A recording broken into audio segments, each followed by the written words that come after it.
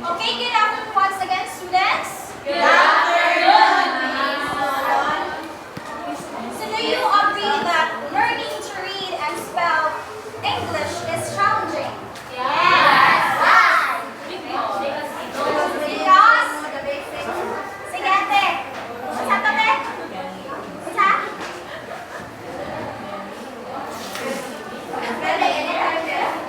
Challenging. Why? Because we need to know the proper steps and how to find the appropriate words to describe.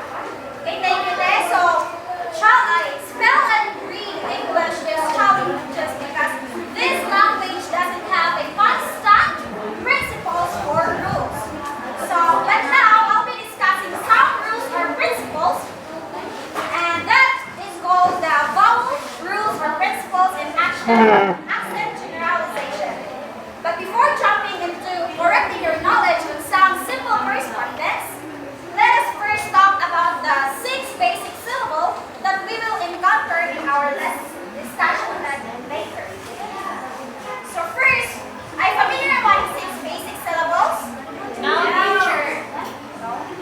So first we have closed syllable, meaning the vowel sound is closed with a consonant letter. So like for example, God, Ma. So as you notice, kanina ma? Yes. The vowel sound is blocked on both sides by the consonant letter. How about this? Do you think consider nga nga kanang closed syllable? No. No, let's say yes. Yes. As long as the word doesn't end with vowel letters. Okay. So number 2 we have open, close, halfway open. So closed syllable is the most common syllable in English. Vowel is at the end of the syllables, opposite happening. Like for example, hi. So closed syllable and open syllable is hi. So ang sabi nyo nabantayan natin? Last ang vowel. Ayun sa pala.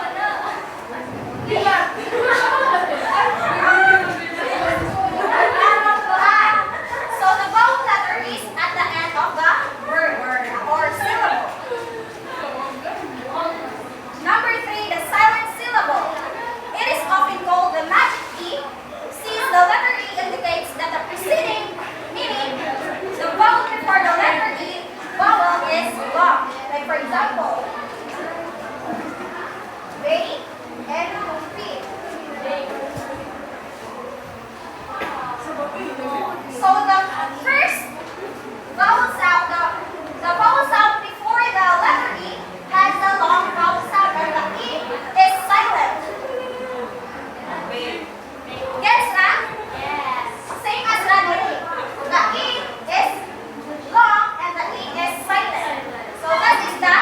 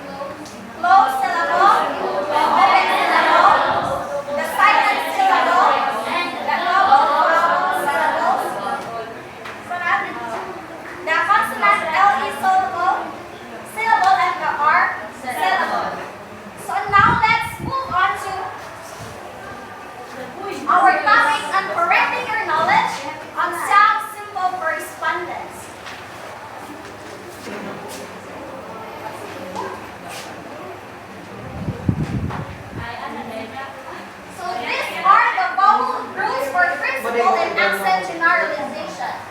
Please read number 1. In words containing a single vowel letter at the end of the word, the vowel letter usually has the long vowel sound. Okay, so first rule. So example, these are a single word syllable. As you can notice that there has only one vowel, which is the O. Kanya, nagbasa ani, the vowel sound of this is long. Basahan sa this way.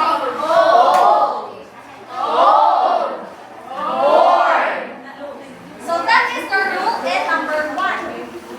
Number 2.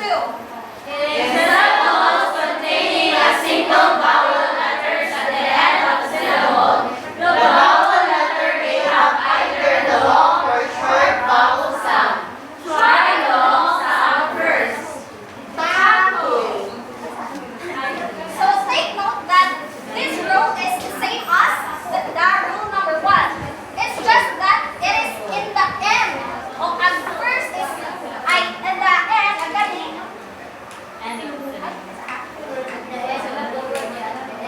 Ay galing, word, ang gani is syllable. Word, ang gani is syllable. Like for example, taco. Tiger. Okay, set the simple syllable. We have taco and tiger.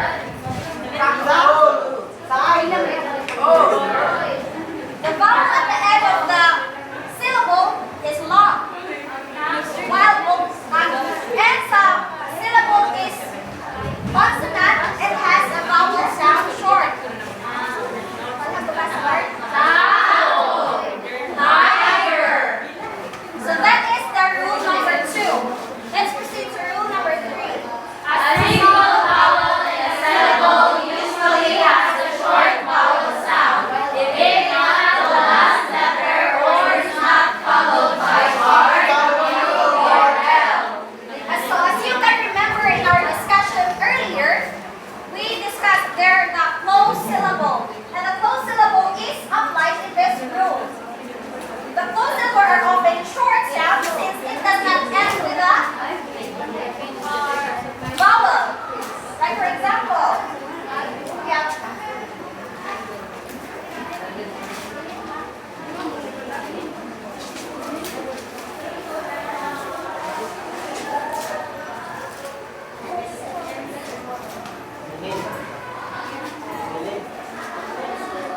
Okay, divide it up into syllable. These are closed syllable. Yan naman. Okay, since the vowel letters are blocked by a consonant letter. So, basahan ni. Basahan nyo sa closed syllable. If the word or syllable ends with consonant, it has a short.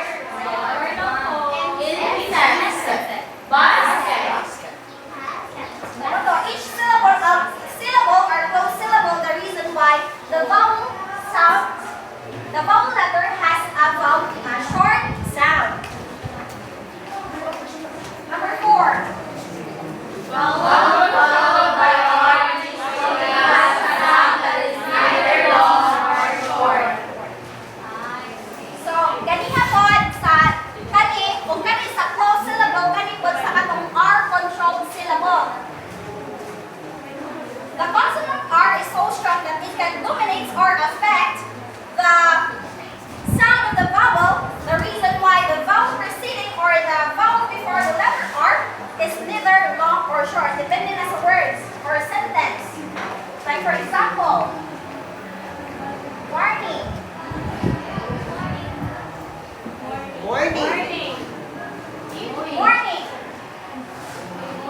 Raining. So the vowels in each syllable are dominated by the consonant R. R. So, ang sa kanina rule is neither long or short.